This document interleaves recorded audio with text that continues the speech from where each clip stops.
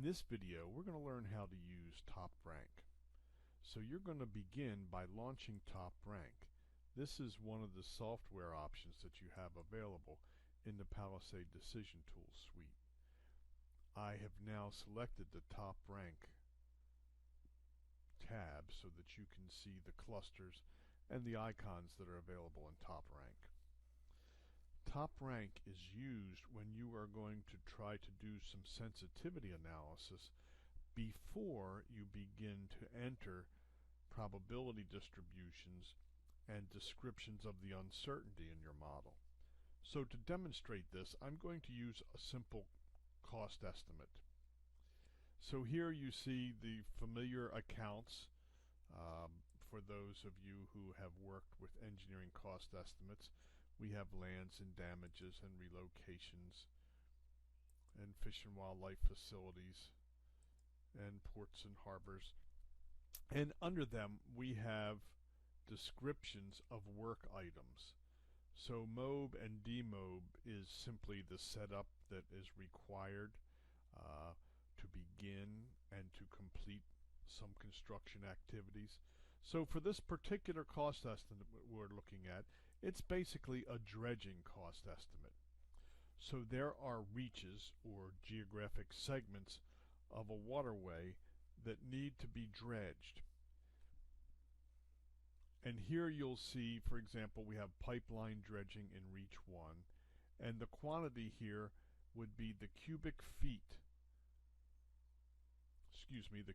yards of dredge material that would be removed, and then there is the cost per cubic yard. So this times this gives us an amount for pipeline dredging in reach 1. You can take a look at the other entries. The details are not going to be important here. What I would like you to understand is this. In column D we have a number of inputs that are uncertain, and in column F we have a number of inputs that are uncertain. What we would like to know is which of these inputs are going to be most influential on the total project cost, because we are going to have to go out and to develop probability distributions for those inputs, and we might not want to do it for every input. We want to find out first which are going to be most influential. TopRank is a tool that enables you to estimate what the most influential inputs are going to be before you've begun to build a probabilistic model. So here's how it works. We begin by identifying our output, in this case the total project cost. I go up here to the model cluster, to the add output icon, and I click on it. And here you see the familiar at-risk response, total project cost, amount. Yeah, that'll do as a label, so I say OK. Now the next thing I would like to do is go up here to the analysis cluster, to analysis settings, and I will select that. Notice there are a number of tabs here. We're only going to be working with this first tab, and this is going to enable us to explore changes. And what I would like to do is I would like to explore a percentage change from the base. The numbers that you're looking at in the model would all be considered baseline values. So I would like to change them by some percentage. And here in the minimum and the maximum, I get to establish those percentages. The default is plus or minus 20%. And that's going to be fine for our demonstration here.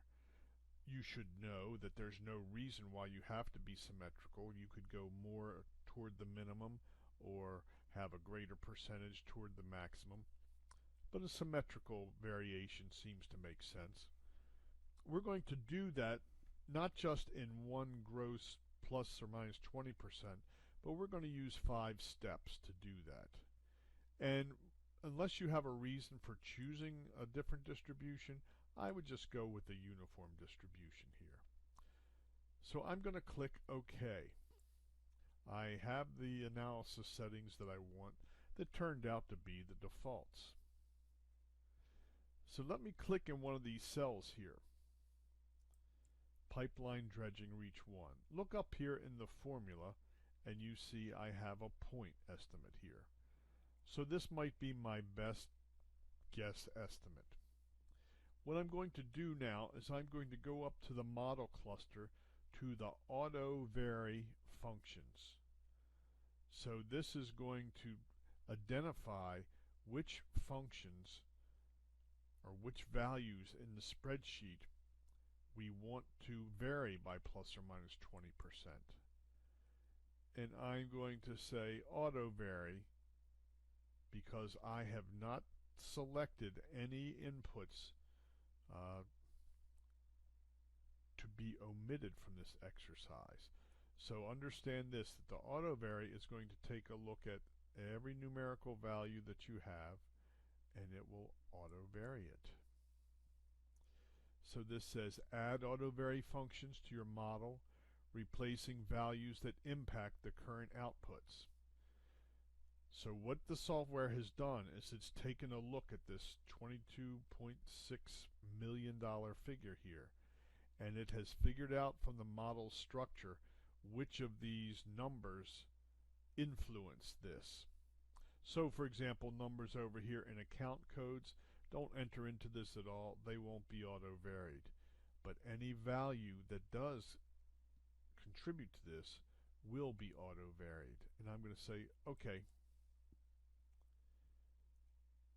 So now take a look at what has happened to the formula in this cell.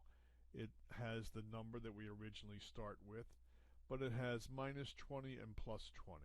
So this is just some of the top rank notation that enables us to vary these values. Now before we run this, we want to take a look at our model and make sure that it makes sense to auto vary everything. And right up here where we have MOB and DMOB quantity, that also will be auto varied by plus or minus 20%. But we know that only happens once. You set up once and you break down once. So I'm going to override that and just enter a 1 in there. And if you take a look now, we have just the number 1.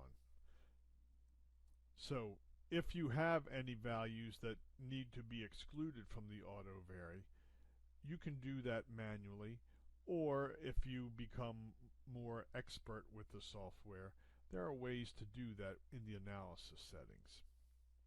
But we're going to do it as simply as we can here, because our next step now is to run the what if analysis.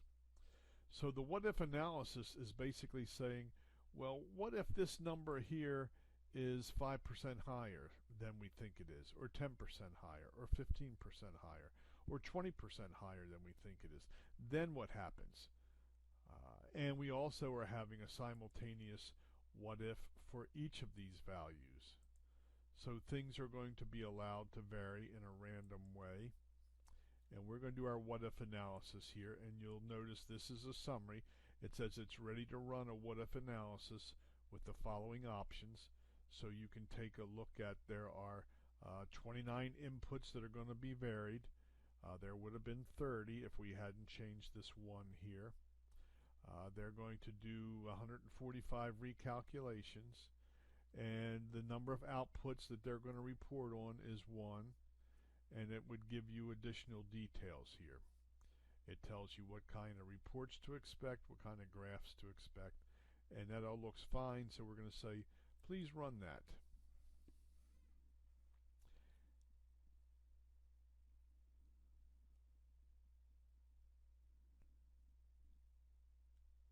While we wait for the results to appear. Okay, so what's happened is the results have been written to a new workbook. Now this is the first page of results, and we see this is a tornado graph, and it says G37.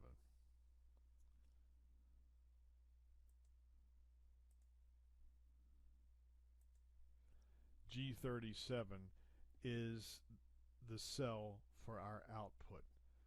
So if there were multiple outputs, you would have a tornado graph for G37 and perhaps a tornado graph for G40 or wherever the second output is. But let's examine this briefly.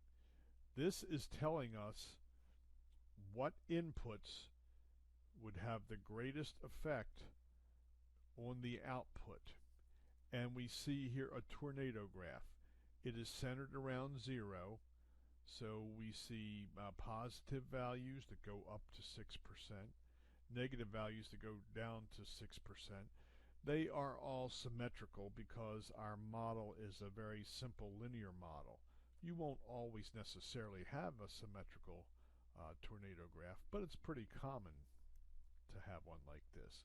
If we look at the very top, this says pipeline dredging reached 3A, and this is quantity D22. Let's have a look at that. I go up here to 22, and I come on over here, and it says that number right there, that has the greatest effect on the overall cost. And there's no surprise there because that's the largest quantity, and it's also associated with the largest cost. So had we done a careful analysis, or if you were a cost engineer, that's something that you may have well known even before TopRank did its analysis. But here's what it's telling us, that if this number varies by 20% less, this is the effect on the total project cost.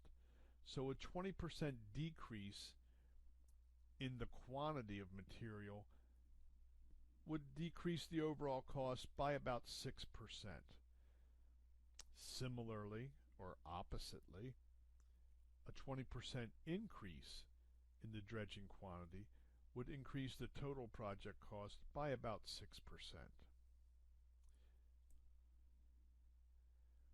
If we go to the table below, we can see in row 36, it enters cell D22, and it basically tells us what the input value is when it's 20% less, and it shows us what the total cost would be at 20% less. This 21.3 is minus 5.74% less than the current total cost of 22.6.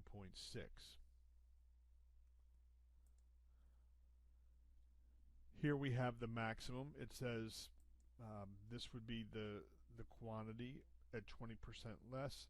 Here's the quantity at 20% more. And for reference, here's the base quantity. So this is saying this number is 20% more than this number. And when we plug this number, that's the only change in the model into the model, cost rise from 22.6 to 23.9. That's a 5.74% increase. So what this gives you is some idea of which of your inputs are going to be most important. So we can use our own criteria now. We could say anything that changes cost by 1.5% or more, we will include a probability distribution for it. So when we look down this, we see this variable does, and we get down to here where we have the dredging quantity in reach 1, and that only changes cost by 1.4%. If we want to stick with our 1.5% criterion, then we'd say, okay, that's where we draw the line. We will use probability distributions for these first 8 inputs, and that would be it. So that would be one way to determine how you're going to quantify uncertain variables in a model. TopRank is a handy tool. It does many other things. You have spider graphs. You have a sensitivity analysis. There is more detail that you can get on the outputs. You can get details by inputs, and here we have the 5 different gradations. There's a great deal of data that you can get from top rank. But I'll be happy if you understand how to get the most important variables from this. And that would be with this tornado graph and with your basic summary table.